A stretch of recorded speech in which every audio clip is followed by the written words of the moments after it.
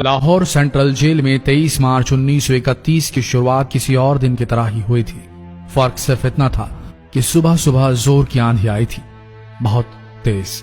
लेकिन जेल के कैदियों को थोड़ा अजीब सा लगा जब 4 बजे ही वार्डन चरत सिंह ने उनसे आकर कहा कि वो अपनी अपनी कोठरियों में चले जाएं।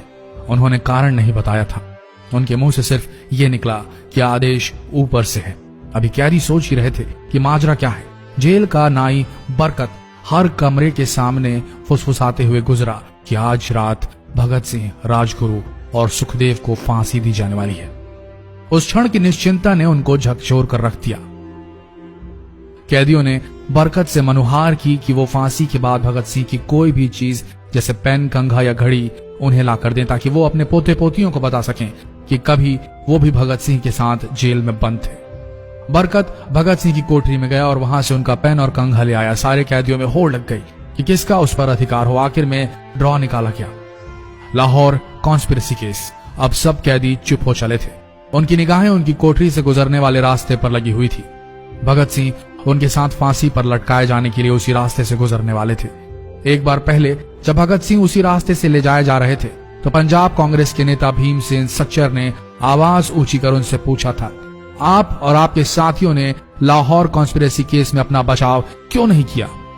भगत सिंह का जवाब था, इनकलाबियों को मरना ही होता है क्योंकि उनके मरने से ही उनका अभियान मजबूत होता है, अदालत में अपील से नहीं।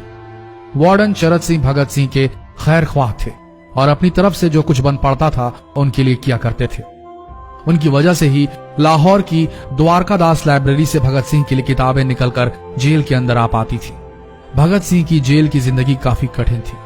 किताबें पढ़ने का शौक हो चला था उन्हें कि एक बार उन्होंने अपने स्कूल के साथी जयदेव कपूर को लिखा था कि वो उनके लिए कार्ल लिब्नेख्त की मिलिटरिज्म, लेनिन की लेफ्ट विंग कम्युनिज्म और ऑप्टन सिंक्लेयर का उपन्यास द स्पाई कुलबीर के जरिए भिजवाएं। भगत सिंह जेल की कठिन जिंदगी के आदी हो चले थे।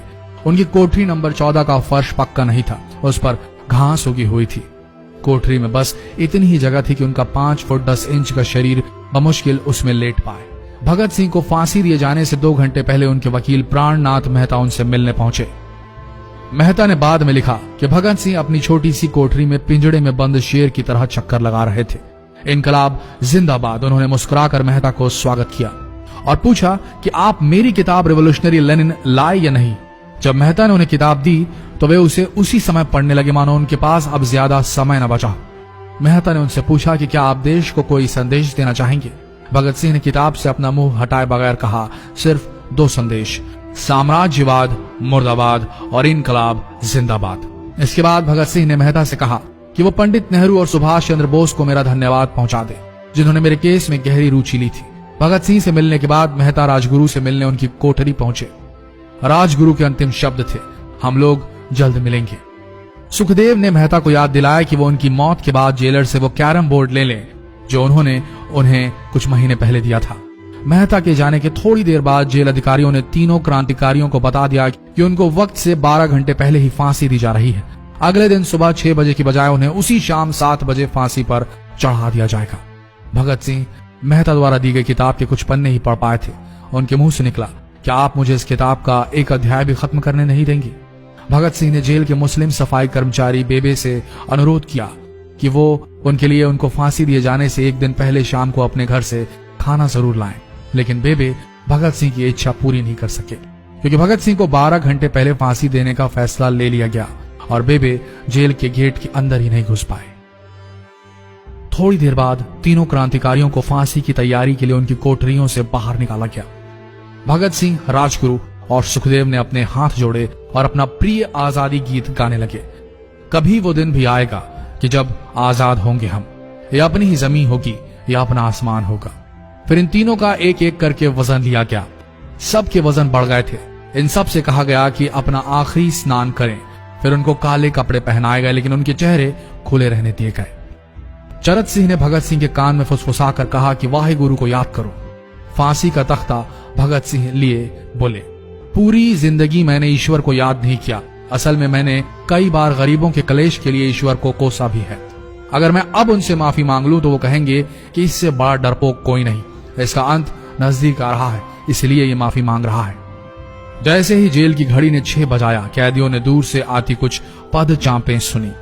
उनके साथ भारी बूटों के जमीन पर पड़ने की आवाजें भी आ रही थी।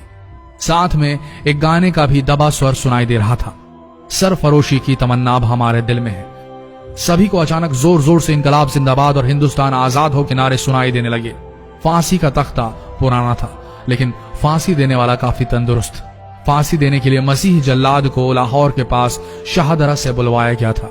भगत सिंह इन तीनों के बीच में खड़े थे। भगत सिंह अपनी मां को दिया गया वो वचन पूरा करना चाहते थे कि वो फांसी के तख्ते से इनकलाब जिंदाबाद का नारा लगाएंगे। लाहौर जिला कांग्रेस के सचिव पिंडी दास सोंधी का घर लाहौर सेंट्रल जेल से बिल्कुल लगा हुआ था। भगत सिंह ने इतनी जोर से इनकलाब जिंदाबाद का नारा लगाया कि उनकी आवाज सोंधी के घर तक सुनाई दी। उनकी आवाज सुनते ही जेल के दूसरे कैदी भी नारे लगाने लगे। तीनों युवा क्रांतिकारियों के गले में फांसी की रस्सी डाल दी गई, उनके हाथ और पैर बांध दिए गए। तभी जल्लाद ने पूछा, सबसे पहले कौन जाएगा? सुखदेव ने सबसे पहले फांसी पर लटकने की हामी भरी। जल्लाद ने एक एक कर रस्सियां खींची और उनके पैरों के नीचे लगे तख्तों को पैर मारकर हटा दिया। काफी देर तक उनके शव तख्तों से लटकते रहे। अंत में उन्हें नीचे उतारा गया और वहां मौजूद डॉक्टरों लेफ्टिनेंट कर्नल जे नेल्सन और लेफ्टिनेंट कर्नल NS सोंधी ने उन्हें मृत घोषित किया। एक जेल अधिकारी पर फांसी का इतना असर हुआ कि जब उससे कहा गया कि वो मृतकों की पहचान करें तो उसने ऐसा करने से इनकार कर दिया। उसे उसी जगह पर निलंबित कर दिया गया अंग्रेजों द्वारा। एक जूनियर अफसर ने यह काम अंजाम दिया। पहले योजना थी कि इन सब का अंतिम संस्कार जेल के अंदर ही किया जाएगा, लेकिन फिर यह विचार त्यागना पड़ा जब अधिकारियों को आभास हुआ कि जेल से धुआं उठते देख बाहर खड़ी भीड़ जेल पर हमला कर सकती है। इसलिए जेल की पिछली दीवार तोड़ी गई। उसी रास्ते से ट्रक जेल के अंदर लाया गया और उस पर बहुत अपमानजनक तरीके से उन शवों को एक सामान की तरह लाद दिया गया। पहले तय हुआ था कि उनका अंतिम संस्कार रावी के तट पर किया जाएगा, लेकिन रावी में पानी बहुत ही कम था, इसलिए सतलज के किनारे शवों को जलाने का फैसला लिया गया। उनके पार्थिव शरीर को फिरोजपुर के पास सतलज के किनारे लाया गया। तब तक रात के 10 बज चुके थे। इस बीच उप पुलिस अधीक्षक कसूर सुदर्शन सिंह कसूर गांव से एक पुजारी जगदीश अचरज को बुला लाए। अभी उनमें आग लगाई ही गई थी कि लोगों को इसके बारे में पता चल गया। जैसे ही ब्रितानी सैनिकों ने लोगों को अपनी तरफ आते देखा, वो शवों को वहीं छोड़कर अपने वाहनों की तरफ भागे। सारी रात गांव के लोगों ने उन शवों के चारों ओर पहरा दिया।